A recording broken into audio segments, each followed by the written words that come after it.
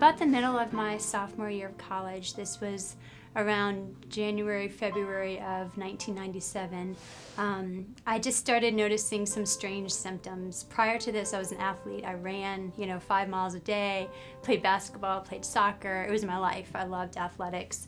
And so when something was going wrong with my body, I was quick to notice that I wasn't able to do things as well. And it started as just kind of a tingling and numbness in the bottom of my feet, kind of like your feet are asleep. But, I'd stomp and it wouldn't go away, and it started to progress up both of my legs. And from the initial time when I started feeling the symptoms, it took about 2 or 3 weeks before it got so bad I really couldn't walk very well. I would trip and fall. I'd try to go out and run and I'd fall. I'd try to get up the stairs and I'd need to really pull myself up. And after I saw that there was something a little more serious than, just a little athletic injury going on, and told my parents about it and made an appointment to see a neurologist. And at that point, they ran a bunch of tests and they were trying to rule out different neurological illnesses, which were pretty scary. They thought maybe I had multiple sclerosis or meningitis. And the third thing was something called Guillain-Barré syndrome, which I didn't know how to say it. I didn't know what it meant. But come to find out, that's what I had acquired. When I went into the doctor's office about 2 weeks later, after being hospitalized, I was paralyzed from the waist down. I had God in my life during this time, but God was kind of on the back shelf. When I went away to school, I kind of became a little more independent than I needed to be and thought I could do everything on my own, and wanted to, experience life, experience college and have fun, and I didn't see how I could do that and have God too. So I kind of put God on the shelf. The doctors told me, there's no medicine, there's no surgery, there's no therapy, there's nothing we can do for you. And when you tell someone that, what do you have to lean on? What do you have to put your hope in? And even though I had kind of put God on the back shelf, I still knew He's the answer. He's the one thing that can get me through this. And I laid in the hospital bed the last night before I went home and just cried and cried. And before then, I had just been kind of a stone. I hadn't really let it hit me what it was happening. And I just finally broke down. I just said, God, I know I haven't followed you like I should have. I haven't let you be Lord of my life, number one in my life. But God, I'm in need. I have nothing else to turn to. And will you please take me back? Will you please just show me you're still in my life? And that night He gave me a dream. And God's just so faithful. Like when we call to Him, even if we run from Him, to answer us. And He showed me a picture of my heart, and I could see down in there. And there was all this stuff, kind of junk, that I tried to fill my life with to make myself happy, to be more independent and in control of things. And He just pointed to all those things and all those quick fixes that I had tried. And there was one bright spot down the bottom, and I heard God's voice say, that's all I am to you, but I want to heal your heart. And there was just such a peace that flooded my body. And from that moment on, I just knew, even though I couldn't walk, even though, my life on the outside seemed demolished, that I was going to be okay, and that God was still in my life and He was in control. So that was a big turning transition point for me for how I was going to deal with the situation.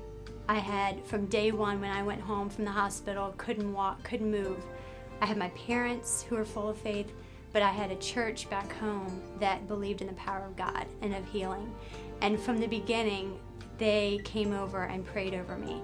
This group of people, there were about 8 or 9 of them that would come over every Thursday night for a year. Never gave up praying for me. We had prayer meetings in my little living room and just believed for God to do a miracle. That was probably one of the biggest pushes to build my faith up, because I saw everyone around me believing that God could do it. So when you surround yourself in that kind of atmosphere, that's what it stirs your faith up even more.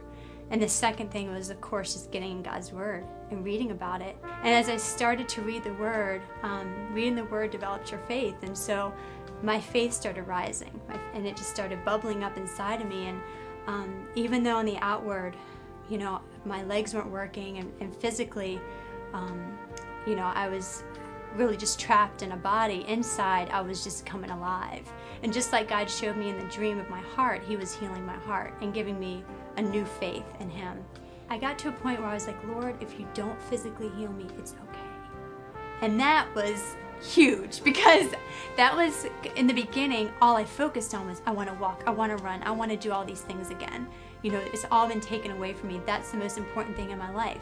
But as God built my faith up and built the love relationship up with him, that became the most important thing in my life. I just wanted to be with the Lord, and no matter what was happening on the outside, it was all right, because I had a joy that was unspeakable. I had a new life, a new heart, and I didn't want that taken away.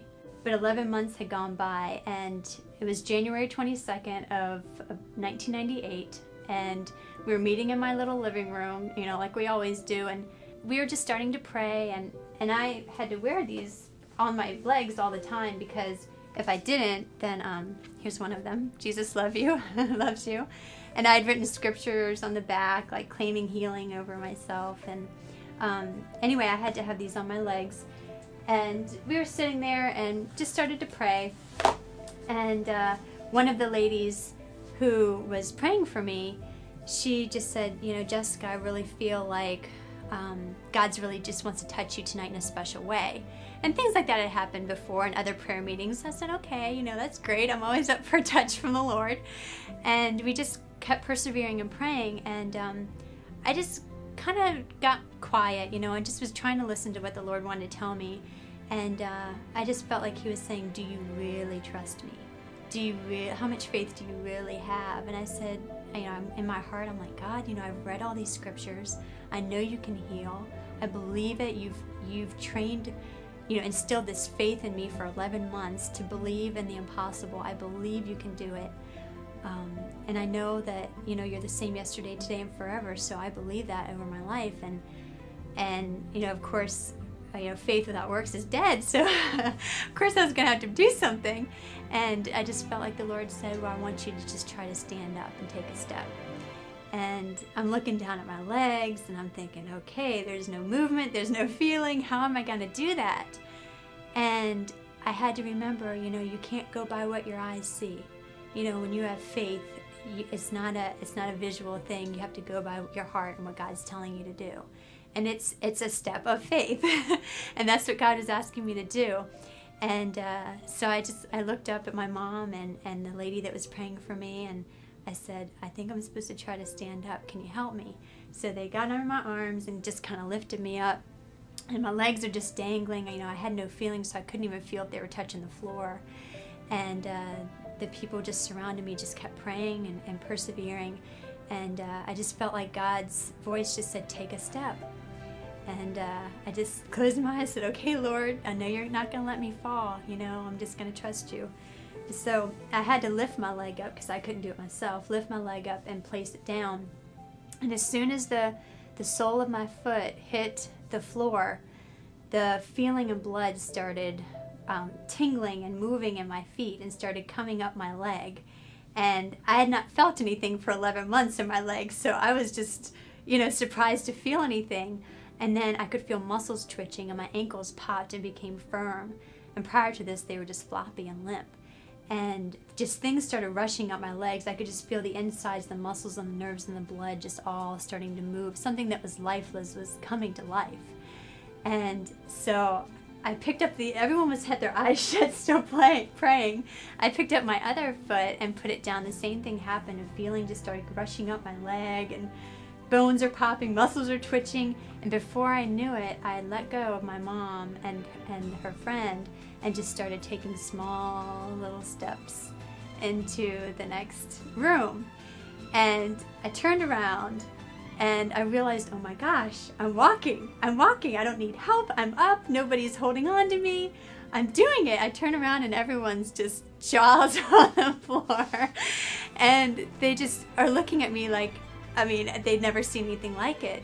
And I just stood there and I just started weeping. I mean, that was my first response, because I had never felt the power of God and the tangible presence of God so strong ever in my life.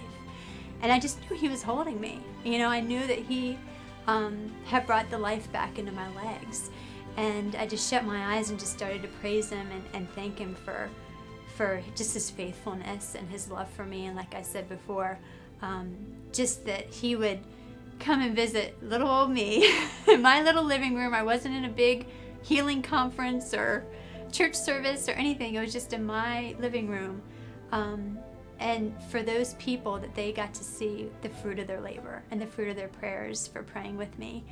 And so there was a lot of rejoicing that night in my house. And it was a miracle. It was a miracle.